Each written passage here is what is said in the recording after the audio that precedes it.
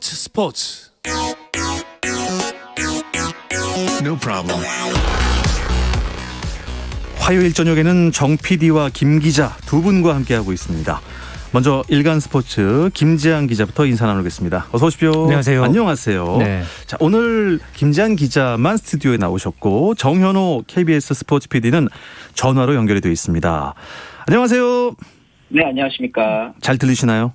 네, 잘 들립니다. 아, 예. 아, 멀리 있어도 목소리 참 좋습니다. 아유, 감사합니다. 정 PD와 김 기자의 주간 MLB부터 진행을 해볼 텐데요. 그 전에 오늘 깜짝 뉴스가 있었습니다. 롯데 허문회 감독 경질 이야기를 잠깐 짚고 가야겠습니다. 김재한 기자, 허문회 감독이 이제 프런트와의 사이가 좀 불안불안했다 이런 소식이 있었는데 결국에 이렇게 됐네요. 그렇습니다. 이 최하위 성적 부진의 그런 어떤 부분도 물론 있었지죠. 그런데 좀 비교적 시즌 초반에 이 롯데 구단이 이 허문회 감독 경질을 선택을 했고요. 결국 이 레리 서튼 퓨처스 감독이 승격되는 그런 결정이 있었습니다. 사실 그 롯데가 이제 당초에 이 허문회 감독을 이제 선임을 했던 게 이 세대 교체에 이제 적합한 그런 어떤 이 인물로서 많이 기대를 모았던 게 사실이었거든요. 맞습니다. 그랬는데 그 이후에 특히나 뭐 선수 기용 문제라든가 뭐 그런 부분에서 비롯돼서 프런트와 갈등설이 계속해서 끊이지 않았고 또 이 허문회 감독도 그런 과정에서 종종 구단에 대한 이 불편한 감정을 외부에 노출을 하면서 이게 좀 불화설이 더 부추겨지는 상황이 됐고 결국은 이 롯데 구단이 말 그대로 칼을 빼든 그런 선택을 하게 됐습니다. 정현우 PD, 그 팬들 반응도 살펴보셨죠? 어땠나요? 예, 역시 그 롯데 팬들이 가장 아쉬워했던 점은 이 수많은 이군과의 운영 단절의 부분이거든요. 예, 허문회 감독과 이제 송민규 전장 사이에 그 운영의 묘가 좀 없었다는 점이 아쉬웠는데 이번에 그 허문회 감독 경질 기사에서도 그 이군과의 운영의 묘가 아쉬웠다 이렇게 구단에서도 그 점을 좀 지적을 했어요. 심지어 롯데 최준용 선수가 어제 또 부상 소식이 들려오면서 이 부분에 대해서도 굉장히 팬들이 분노를 많이 했잖아요. 네. 그래서 이제 서튼 감독이 어느 정도는 허문회 감독에 비해서는 프런트 친화적인 부분도 있고 또 선수들이 파파라고 이 서튼 감독을 부른다고 합니다. 네. 그래서 이제 뭐 아빠 이렇게 부를 정도로 굉장히 친화력 있는 감독이기 때문에 팀 내 현재 최하위 처진 롯데의 분위기 쇄신 그리고 본격적인 리빌딩을 기대하는 팬들의 목소리도 많습니다. 네.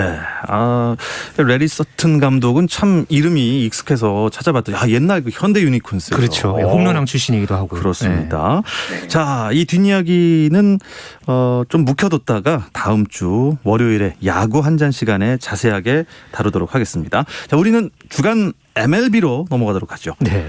조금 지난 이야기지만 그 양현종 선수, 김광현 선수의 동반 선발 등판을 일단 좀 되짚어봐야겠죠. 네, 마치 KBO 리그를 보는 듯한 뭐 그런 느낌이었다. 뭐 이렇게 좀 볼 수 있었는데요. 같은 날에 5분 간격으로 선발 등판을 했었죠. 네. 뭐 승리가 없었습니다만은 둘 다 나름대로 좋은 투구 내용을 펼쳐 보였습니다. 이 텍사스의 양현종 선수는 이 미네소타전에서 강렬한 첫인상을 남겼고요. 세인트루이스의 김광현 선수는 이 뉴욕 매치와의 더블헤더 1차전에서 5이닝을 채우지는 못했습니다만은 4이닝 동안 2피안타 1실점 그러면서 평균 자책점을 또 많이 끌어내리면서 좋은 그런 어떤 모습을 보여줬죠. 네. 정현우 PD, 그 양현종 선수 그 기록이 대단했어요. 그렇죠. 일단은 텍사스 구단 역사상 최고령 루키 선발 등판 기록을 또 경신했고요. 현재 그 루키뿐만 아니라 팀 내에서 나이 서열 자체도 4위입니다. 굉장히 신인이긴 하지만 굉장히 나이가 많은 중고 신인이고 네. 이 양현종 선수가 메이저리그로 갔을 때는 구속이 그렇게 빠른 편은 아니죠. 그럼에도 불구하고 선발로 데뷔전에서 8개의 삼진을 잡아내면서 탈삼진 능력을 어느 정도 과시를 했다 이렇게 볼 수 있고 이닝을 조금 많이 소화하지 않은 점이 아쉽긴 했지만 제 생각에는 이미 국내에서 연투 능력 그리고 뭐 국제대회라든가 이닝을 소화할 수 있는 능력은 충분히 검증됐기 때문에 메이저리그에서 불펜이라든가 선발로 경험이 더 많이 쌓인다면은 이런 부분도 우도드 감독에게 충분히 어필이 가능할 거라고 생각을 합니다. 그러니까 8개의 삼진 이 기록이 참 뭐 많은 그 기록, 그러니까 역사를 좀 소환을 해냈거든요. 뭐 박찬호나 류현진 선수의 기록을 뛰어넘은 또 한국인 이 데뷔전 이 최다 탈삼진 기록을 세웠고 텍사스 구단 입장에서도 1980년에 데니 다윈 이후에 3과 3분의 1이닝 이하를 소화하면서 8개 이상의 탈삼진을 기록했다. 그러니까 거의 다 삼진 잡은 거예요. 그렇죠. 그러니까 아웃카운트 10개 중에 삼진을 8개를 잡은 거니까 뭐 참 대단한 그 첫 투구 내용을 선발 투구 내용을 양현종 선수가 보여줬습니다. 자, 양현종 선수 1순위 선발이라더니 불펜으로 내려갔어요. 어떻게 된 겁니까, 정현우 PD? 그러게요. 이 아리아라 선수가 복귀를 하면서 다시 또 로테이션에 합류를 했고 그런데 이제 아리아 선수가 다시 또 IL에 등재되면서 한 자리 선발 자리가 비었죠. 그래서 아마도 호투를 펼친 양현종 선수에게 기회가 오지 않을까라는 생각을 했는데 어떻게 보면 이 텍사스가 아무리 지금 리빌딩을 선언한 팀이라고 하지만 이 아리아라 정도면 에이스 역할을 해줘야 되는 선수인데 이런 선수마저도 IL에 등재될 정도로 지금 텍사스가 확실하게 로테이션을 꾸준하게 도는 선발이 두세 명 정도마저도 없다는 점은 어떻게 보면 좀 문제일 것 같거든요. 그래서 양현종 선수에게 기회가 올 줄 알았는데 이번 부분을 좀 아쉽게 됐습니다. 네, 김 기자. 네. 그 벤자민 선수가 아리아라의 대체자가 됐다고요. 이게 무슨 얘기입니까? 네, 그 원래 이제 양현종 선수가 이제 등판하기로 그러니까 예정이 그러니까 그 일정이 있거든요. 그 휴스턴과의 15일 원정 경기 선발에 양현종 선수가 나서지 않겠나 뭐 이런 어떤 기대가 있었는데 여기에 이 크리스 우드워드 텍사스 감독이 아직 공식적인 것은 아니지만 그러니까 웨스 벤자민의 선발 투입을 고려하고 있다 이렇게 밝혔습니다. 만약에 이게 그대로 이제 실행에 옮겨진다면 은 양현종 선수 당분간은 불펜에서 대기하면서 만약 이제 선발진이 조기에 붕괴가 되면은 긴 이닝을 책임지는 그런 역할을 당분간 맡지 않을까 그렇게 예상이 되고 있습니다. 그렇군요. 근데 하필 왜 벤자민이었는지가 좀 궁금합니다. 정현호 PD. 예, 왜냐하면 일단 팀 내에서 텍사스라는 팀은 지금 젊은 선수한테 좀 더 기회를 많이 줄 수밖에 없거든요. 그런데 이 벤자민 선수가 뭐 20살, 21살 이런 선수는 또 사실 아니에요. 양현종 선수랑 5살밖에 차이 나지 않기 때문에 이 점도 좀 아쉽긴 했고 저는 오히려 이 텍사스의 불펜에서 양현종 선수를 필요로 한 게 아닌가 이런 생각도 들었어요. 왜냐하면은 첫 번째로 삼진 능력이 확실하다는 점 그렇죠. 그리고 좌완투수라는 점 이래서 불펜에서 양현종이 필요해서 벤자민 선수를 선발로 돌린 게 아닌가라는 생각을 했고 글쎄 어쨌든 양현종 선수 지금 메이저리그에 남아있는 게 어떻게 보면 최우선 목표잖아요. 그런 면에서 봤을 때는 불펜에서 확실한 존재감을 지속적으로 보여주고 있다는 점 자체만 보면은 선발 로테이션에 들지 못했지만 어쨌든 양현종 선수에게는 메이저리그에서 자기의 존재감을 보여준다는 점은 호재인 것 같습니다. 네, 중간의 허리를 아주 강하게 지켜주길 바랍니다. 네. 그렇죠. 네, 김광현 선수는 어땠나요, 정 PD? 이번에 며칠 전에 등판을 했죠. 원래는 이 디그롬과의 맞대결을 기대했었는데 로테이션이 하루 밀리면서 다음날 등판해서 4이닝 동안 피안타 2개 그리고 이제 볼넷 3개 내주긴 했지만 삼진 2개 곁들이면서 1실점으로 막아냈는데 이 과정에서 3회까지는 무실점으로 호투를 냈기 때문에 저희가 좀 더 긴 이닝을 던질 것이다라고 기대를 했는데요. 네. 4회부터 이제 갑자기 경기장에 햇빛이 강해졌습니다. 그래서 이 몰리나 포수의 사인을 보기 어려웠던 점을 경기 끝나고 김광현 선수도 인터뷰에서 아쉬웠다고 이제 얘기를 했거든요. 거기다가 이제 4회 들어서 코치진이 이제 통역이 혼자 마운드 방문한 다음에 코치진이 올라왔으니까 이게 2번 방문한 거다 하면서 이제 상대팀에서 어필을 한 적도 있었고요. 그다음에 이제 놀란 아레나도 선수가 3루에서 공을 더듬으면서 비디오 판독 결과 세이브 사고를 했다가 다시 아웃으로 정정되는 굉장히 좀 이런저런 우여곡절이 많았던 사회였기 때문에 이 부분만 좀 잘 견뎌냈으면은 김광현 선수가 승을 챙길 수 있었을 텐데 하는 아쉬움도 생겼습니다. 어쨌든 팀은 그날 이겼고요. 그렇죠. 자, 다음 등판 일정이 김 기자 바로 내일이네요. 네, 내일 오전 8시 40분에 미러키 브루스와의 경기에 김광현 선수가 선발 등판을 합니다. 아직은 김광현 선수가 승수가 1승에 불과하죠. 그렇지만은 또 김광현 선수가 또 이 좋은 그런 어떤 공식을 하나 만들어냈어요. 선발 등판한 4경기에서 세인트루이스가 모두 승리를 거두면서 이야. 이 김광현이 등판을 하면은 세인트루이스가 이긴다. 승리의 요정입니까? 승리의 요정. 그렇죠. 그런 어떤 공식이 만들어진 것만으로도 이 김광현 선수 아주 좋은 긍정적인 역할을 하고 있다 볼 수 있겠습니다. 예. 어떻습니까? 정현우 PD. 내일도 정말 김광현 등판하니까 세인트루이스가 이길까요? 그러면 이게 그러면 확실할 수 없지만 물론 올해는 김광현 선수가 4번 등판했을 때 세인트루이스가 모두 승리를 했고요. 작년까지 포함을 하더라도 11경기에서 세인트루이스가 9승 2패로 굉장히 좋은 승리를 보이고 있거든요. 네. 이 부분을 어떻게 생각할 수 있냐면 김광현 선수가 굉장히 빠른 볼을 가지고 있고 짧은 이닝이라도 전력 추구를 하는 모습을 보이고 있거든요. 그렇기 때문에 이제 세인트루이스가 초반에 이제 기선제압을 하는 데 있어서 김광현 선수의 이제 전력 피칭이 좀 큰 도움이 되지 않나 이런 생각을 하고 오늘 이번 경기 끝나고 인터뷰에서도 이런 교체가 아쉽긴 하지만 어쨌든 팀이 이겼다는 점에서는 굉장히 만족한다. 이런 인터뷰에서 봤을 때도 김광현 선수 앞으로도 좀 계속 세인트루이스의 승리 요정으로 남아주길 바라겠습니다. 네. 또 김지한 기자, 김광현 선수가 미러키 상대한 적이 있었죠? 어땠나요? 네, 작년에 미러키와 2번 만났고요. 거기서 1승에 평균 자책점 0.75입니다. 네, 12이닝의 1자책점 아주 점수를 좋은 안 내준 거네요. 그렇죠. 그래서 아주 좋은 그런 기억이 있기 때문에 지금 이승을 못한 게 지금 앞서서 2경기였거든요. 이제 3수 끝에 2승 내일 한번 기대해 보겠습니다. 네. 밀워키 타선은 어떻습니까? 네, 지금 밀워키가 좀 전반적으로 팀 타선이 침체의 늪에 빠져 있습니다. 현재 그 팀 OPS도 30개 구단 중에서 27위에 머물러 있고요. 팀 타율도 현재 2할 1푼 7리에 불과합니다. 또 특히나 이 규정 타석을 채운 타자 중에서는 이 아비살 가르시아가 2할 7푼 3리, 그러니까 3할을 넘는 선수가 없습니다. 그렇기 때문에 이 김광현 선수가 이 본인만의 어떤 그런 완급 조절을 하면서 나름대로 이제 맞춰 잡는 그런 어떤 이 투구 내용을 펼쳐 보인다면 충분히 공략을 할 수 있는 상대다. 그렇게 좀 분석을 해볼 수 있겠습니다. 자, 정현우 PD, 내일 선발 맞대결 상대는 누군가요? 이렇게 선발은 아마 이게 롯데 현상 프레디 페랄타 선수가 나올 걸로 예상을 하는데 네. 이 선수 지금 선발로 6경기, 불펜까지 하면 7경기 득발해서 3승 1패에 평균적 득점 3.38인데 가장 특이한 점을 보자면은 제이크 디그롬에 이어서 메이저리그 전체에서 헛스윙 비율이 가장 높습니다. 그러니까 이 선수 공을 배트에 맞추기가 쉽지 않은 거죠. 예. 32이닝 동안 삼진이 무려 53개, 굉장히 높은 탈삼진을 보여주고 있고 그나마 김광현 선수에게 긍정적인 부분이 있다면은 직전 필라델피아전에 등판했을 때 좀 부진했어요. 4이닝 동안 5실점하면서 4피안타를 맞았고 그런데 이날도 삼진을 무려 8개 잡았기 때문에 이날은 두 투수의 삼진 대결이 좀 기대가 됩니다. 좋습니다. 류현진 선수 등판 일정이 나왔어요? 네, 모레 오전 8시 20분에 애틀랜타 브레이브스와의 원정 경기 또 인터리그 경기에 이 류현진 선수가 등판을 합니다. 애틀랜타 타선이 물론 강하기는 합니다. 현재 내셔널리그 15개 팀 중에서 OPS 이제 팀 부문 3위에 지금 올라 있고요. 하지만 이 류현진 선수가 또 이 애틀랜타를 상대로 해서 아주 또 나름대로는 좋은 기억이 나름대로 많거든요. 작년에도 8월 6일에 한 차례 등판해서 5이닝 1피안타 8탈삼진 무실점. 그러면서 선발 승리를 거둔 그런 경력이 있고요.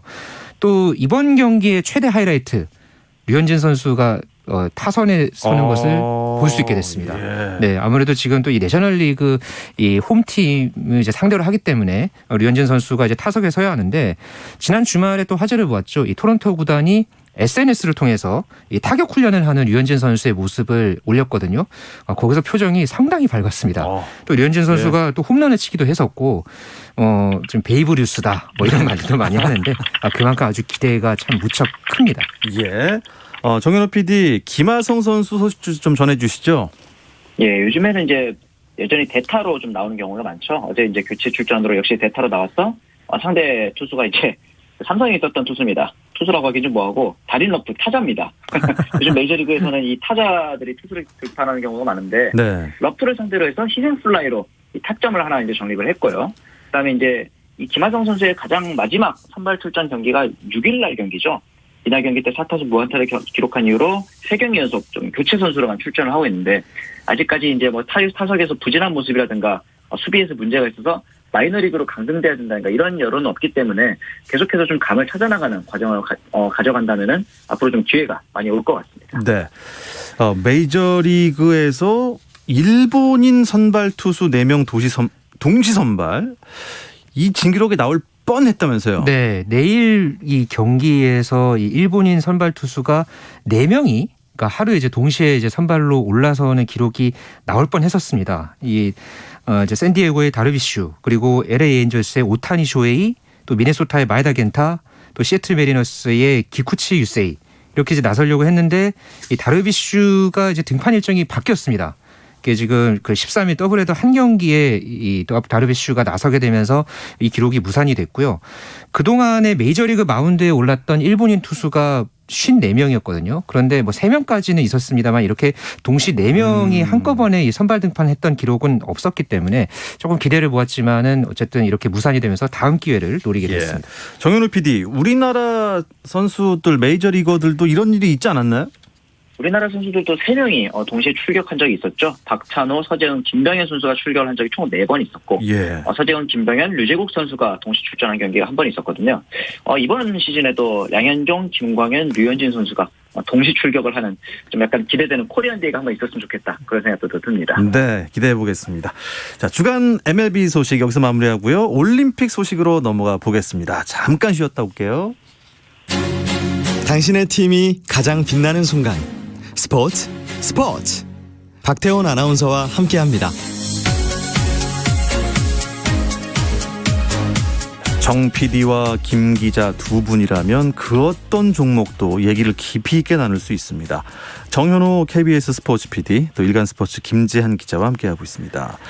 김재한 기자, 이제 올림픽이 얼마 안 남았어요? 며칠 남았죠? 네, 오늘로 73일 남았습니다. 떨립니다. 네, 2달하고 반이 지금 남아 있는데 보통 이쯤 되면은 그래도 올림픽에 대한 관심이라든가 뭐 이런 게 좀 분위기가 떠야 하는데 현재 뭐 코로나19 상황도 그렇고 전반적인 분위기가 그렇지 맞아요. 않다 보니까 예, 좀 그런 분위기가 아직까지 좀 나지는 않는 그런 상황입니다. 예, 일본 상황은 더 심각하다는데 정현호 PD는 좀 걱정이 더 되시겠어요? 출장 가시죠? 일본 일본도. 내에서 예, 반대 여론도 있고 거기다가 이제 또 최근에 백신 맞은 저희 부서 선배가 고열과 몸살로 고생하는 모습도 좀 있어가지고 그걸 보면서 걱정이 되기도 하고 거기다가 이제 저희 입장에서는 이제 올림픽을 홍보를 해야 되는데 홍보를 어떻게 해야 될지 그리고 좀 더 나아가서는 홍보를 해도 국민들이 어떤 반응을 보일지 이런 걱정들이 들다 보니까 축제임에도 불구하고 축제를 즐기지 못한다는 그 점이 저희 입장에서 좀 가장 아쉽습니다. 네. 일본 내에서 어떻게 올림픽을 취소하자 이런 목소리가 계속 나오고 있죠, 김 기자? 네, 지난 그 한 주 사이에 많은 이슈들이 있었는데요. 그 중에서 국제 온라인 청원 사이트인 이 체인지.org에 도쿄올림픽 개최 취소 청원이 올라왔는데 이게 지금 한 30만 명을 넘어서서 40만 명을 향해서 이 청원인이 이렇게 올라와 있고요. 또 지난 주말에는 이 올림픽 개폐식이 열리는 도쿄 신주쿠 국립경기장 앞에서 200여 명이 모여서 올림픽 개최 반대 집회가 열렸습니다.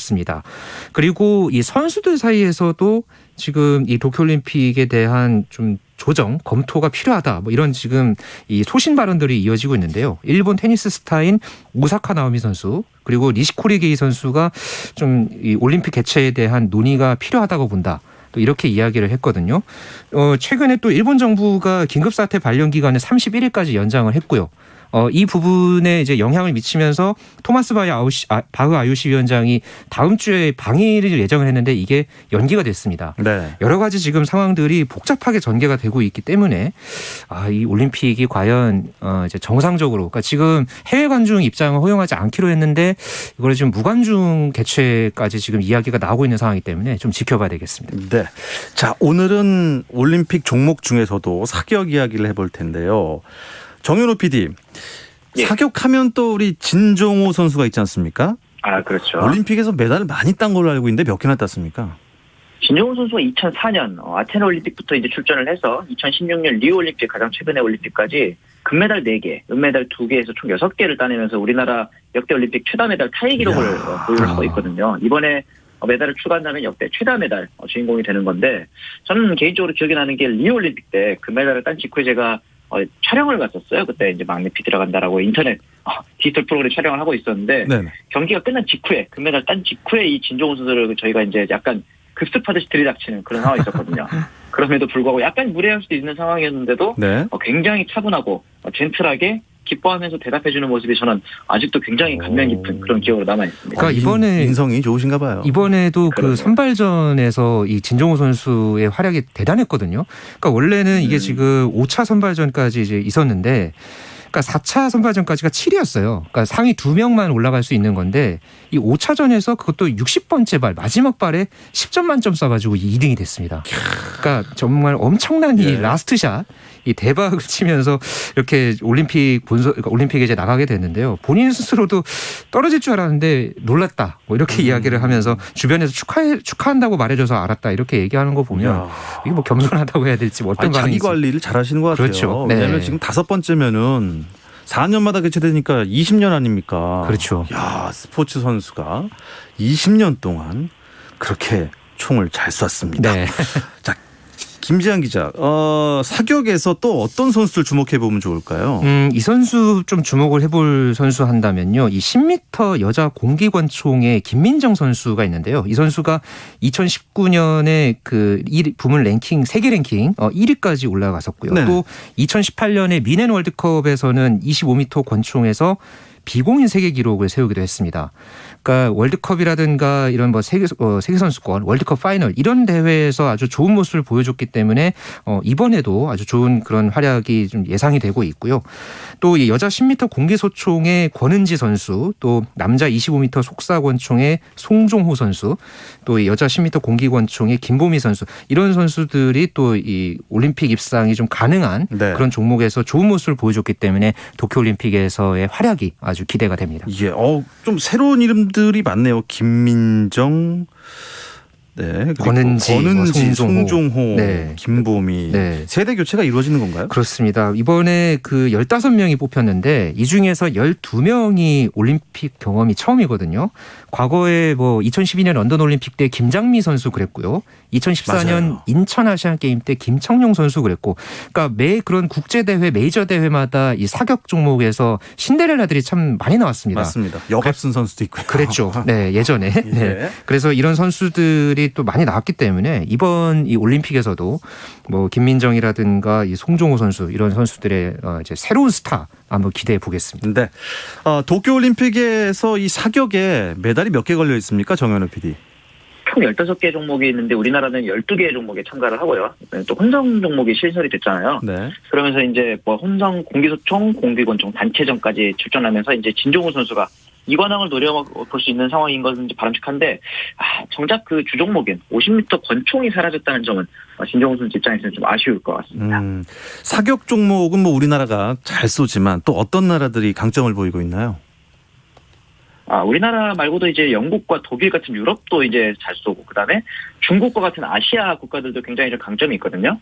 근데 이제 한 가지 재밌는 게 이 리우 올림픽에서 이 베트남이 처음으로 금메달을 딴 종목이 바로 이 사격인데, 예. 이 금메달리스트가 바로 이 호앙 수안빈이라고 당시 군인 신분입니다. 그러니까 어떻게 보면은 전 세계에서 가장 총을 잘 쏘는 사람 중에 한 명인 사람이 올림픽에 출전해서 사격으로 금메달을 따낸 점도 좀 이채로웠었죠. 그렇군요. 예.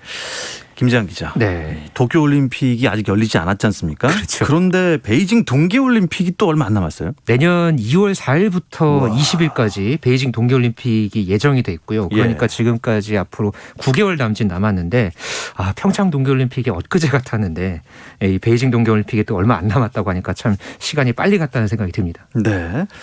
동계 종목 선발전 출전권 이게 이제 9개월밖에 안 남았으니까 또 나올 텐데 마음고생이 좀 있었던 심석희 선수 소식이 있었습니다. 정현우 PD. 그렇습니다. 이번에 선발전에서 1000m 1위, 500m 1위를 차지했고 1500m에서 3위를 차지하면서 총점 99점으로 최민정 선수랑 동률을 이뤘거든요. 그런데 2차전 성적 우선 원칙에 따라서 종합 우승으로 국가대표로 또 선발이 됐거든요. 이어서 여자부는 최민정, 김지우 선수가 2, 3위를 차지했고, 또 남자부에서는 황대현 선수가 종합 우승, 그리고 이준석, 박장혁, 박윤기 등의 선수들이 국가대표로 선발이 되었습니다. 예. 그리고 컬링의 우리 또 팀 킴. 네.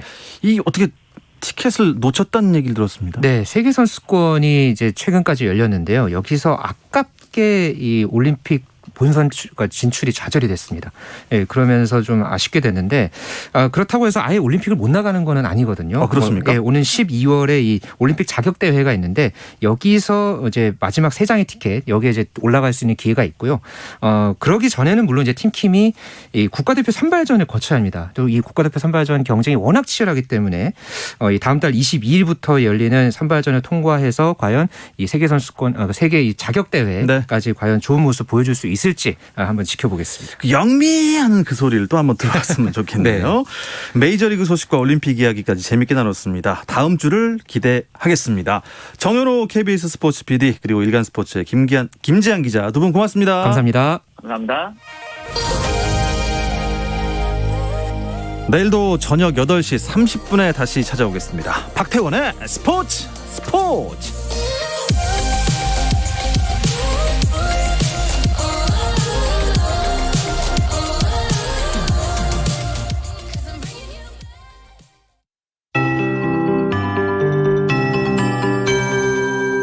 KBS 58분 날씨. 내일 낮에 대부분 지방 25도 이상까지 기온이 오르겠고요. 모레